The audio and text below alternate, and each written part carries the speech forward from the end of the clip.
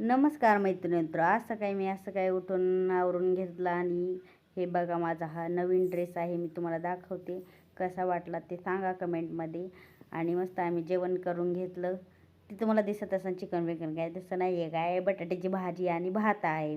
मग मस्त असं स्त्री काय नखरे करतो कॅमेरा चालू झाल्यावर, त्याचे नखरेनं त्याला वाटतं काऊन दिसते. मग मस्त असं झाडून बिडून घेतलं.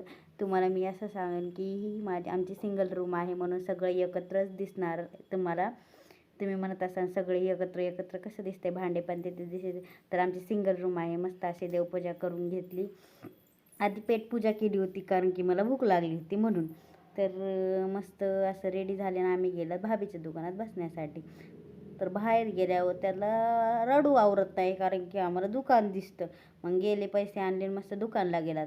दुकानला गेलं ह्याला एवढं कळायला लागलं की वेपर्स नाही हे पाहिजे ते नाही ते पाहिजे असं करत बसते. मग मस्त याला पुढं घेतला आले भाभीच्या दुकानात परत. ते काय बसलं नाही, त्याला म्हणलं चल झोपायला. बाबा बाहेर किती ऊन पडलेलं आहे ना आतापासून. काय करायचंय आता? झोपायचंय?